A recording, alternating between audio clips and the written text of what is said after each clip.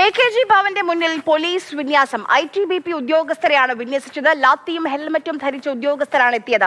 സുരക്ഷയുടെ ഭാഗമായി ദൈനംദിന നടപടി എന്നാണ് വിശദീകരണം. അതിനിടെ AKG ഭവനിൽ പോലീസ് കയറിയ നടപടി പാർലമെന്റിൽ ഉന്നയിക്കാൻ ഒരുങ്ങുകയാണ് CPM. ഡൽഹിയിൽ നിന്ന് വിഷ്ണു പ്രസാദ് വിവരങ്ങളുമായി നമുക്കൊപ്പം ചേരുന്നുണ്ട്. വിഷ്ണു, ഇന്നലെ ഇത് വലിയ ചർച്ചയായിരുന്നു.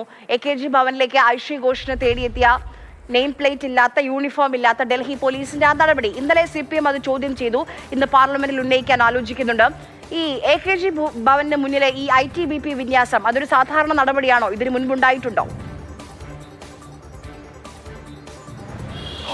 അതായത് ഡൽഹിയിലെ ഏത് സ്ഥലത്തും ഇത്തരത്തിൽ കേന്ദ്ര അർദ്ധസൈനിക വിഭാഗങ്ങളെ വിന്യസിക്കാറുണ്ട്. അവർ ഇവിടെ എല്ലാം തന്നെ നിൽക്കാറുണ്ട്. അവർ പറയുന്നത് ഒരു സുരക്ഷാ നടപടിയുടെ ഭാഗമായി, ദൈനംദിന സുരക്ഷാ നടപടിയുടെ ഭാഗമായി എത്തിയത് എന്നാണ്. എന്തായാലും ഇപ്പോഴിവിടെ ദൃശ്യങ്ങളിൽ കാണുന്ന 2 ഉദ്യോഗസ്ഥരെയാണ്. ഒരാൾ ആ കാറിനപ്പുറത്തുണ്ട്, 3 പേർ, അങ്ങനെ 5 പേരാണ് ആകെ ഇവിടെ രാവിലെ എത്തിയിട്ടുള്ളത്. കയ്യിൽ ലാത്തിയും അതോടൊപ്പം തന്നെ ഷീൽഡുമായിട്ടാണ് അവർ ഇവിടെ എത്തിയിട്ടുള്ളത്. കഴിഞ്ഞ ദിവസം ഡൽഹിയിൽ ഉൾപ്പെടെ വലിയ പ്രതിഷേധങ്ങൾക്ക് SFI ആഹ്വാനം ചെയ്തത് ഐഷി ഘോഷിനെതിരായിട്ടുള്ള പോലീസ് നടപടിയിൽ പ്രതിഷേധിച്ചായിരുന്നു. ഡൽഹിയിലെ AKG ഭവനിൽ ഉള്ളിൽ കയറി ഐഷി ഘോഷിനെ കസ്റ്റഡിയിലെടുക്കാനും അറസ്റ്റ് ചെയ്യാനുമായിരുന്നു ഡൽഹി പോലീസിന്റെ നീക്കം. ആ നീക്കത്തിനെതിരെയാണ് ഇപ്പോൾ എന്തായാലും വലിയ പ്രതിഷേധം CPMന്റെ ഭാഗത്തു നിന്നുണ്ടായത്. രാഷ്ട്രീയമായും നിയമപരമായും ഇതിനെ നേരിടാൻ തന്നെയാണ് എന്തായാലും CPM തീരുമാനിച്ചിട്ടുള്ളത്. അതിന്റെ പശ്ചാത്തലത്തിൽ ഇന്ന് രാജ്യസഭയിൽ അടിയന്തര പ്രമേയത്തിന് നോട്ടീസ് നൽകിയിട്ടുണ്ട്. V. ശിവദാസൻ MP ഉൾപ്പെടെയുള്ളവർ ഇത് ചർച്ചയ്ക്കെടുക്കണം. ഈ CJP സമരത്തിൽ അല്ലെങ്കിൽ വിദ്യാർത്ഥി സമരത്തിൽ പങ്കെടുത്ത നേതാക്കൾക്കെതിരെ വ്യക്തിപരമായി കേസുകൾ രജിസ്റ്റർ ചെയ്തും പഴയ കേസുകൾ കുത്തിപ്പൊക്കിയും രാഷ്ട്രീയ പകപോക്കലിന് ശ്രമിക്കുന്നു എന്നാണ് എന്തായാലും MP-മാർ ഉയർത്തുന്ന ആരോപണം. അതേസമയം തന്നെ ഐഷി ഘോഷിന് ഏപ്രിൽ മാസത്തിൽ കോടതിയിൽ ഹാജരാകാത്തതിനെ തുടർന്നാണ് 2021 ബംഗ്ലാ ഭവൻ മാർച്ചിന്റെ കേസുമായി ബന്ധപ്പെട്ട് പോലീസ് അറസ്റ്റ് ചെയ്യാനുള്ള നീക്കം നടത്തിയത്.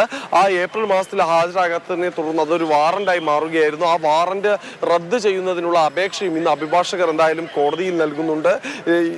ഡൽഹിയിലെ CPMന്റെ ആസ്ഥാന മന്ദിരമായ AKG ഭവനിലേക്ക് പോലീസിന്റെ നടപടി വീണ്ടും ഉണ്ടാകുമോ എന്ന് എന്തായാലും സംശയിക്കുന്നുണ്ട്. ഇന്നിപ്പോൾ MA ബേബി മാധ്യമങ്ങളെ കണ്ടപ്പോൾ പറഞ്ഞത്, വിദ്യാർത്ഥികൾ ജന്തർ മന്ദറിൽ നടന്ന സമരത്തോടു കൂടി രാജ്യത്തെ യുവാക്കൾ ഭയത്തെ അതിജീവിച്ചു കഴിഞ്ഞു. ആ ഭയത്തെ വീണ്ടും കൊണ്ടുവരാൻ പറ്റുമോ എന്ന് ശ്രമിക്കുകയാണ് പോലീസിനെ അണിനിരത്തിക്കൊണ്ട് എന്നാണ്. എന്തായാലും ഇപ്പോൾ ഡൽഹി AKG ഭവനിലേക്ക് MA ബേബി അടക്കമുള്ള മുതിർന്ന CPM നേതാക്കൾ പതിവ് പോലെ എത്തിയിട്ടുണ്ട്. ഇനി പോലീസിന്റെ നടപടി ഉണ്ടായാലും ഇവിടെ അത് തടയാൻ തന്നെയായിരിക്കും CPMന്റെയും SFIയുടെയും തീരുമാനം. മാത്രവുമല്ല, ഈ കേസുമായി ബന്ധപ്പെട്ടുകൊണ്ട് മതിയായ ഇന്നലെ ആദർശം സജി ഉൾപ്പെടെ പറഞ്ഞത് നാളെ ഇപ്പോൾ ഈ കേസ് ഐഷി ഘോഷിനെതിരായ ആ കേസ്, ആ പഴയ കേസ് 2021 കേസ് നാളെ പരിഗണിക്കാനിരിക്കുകയാണ്.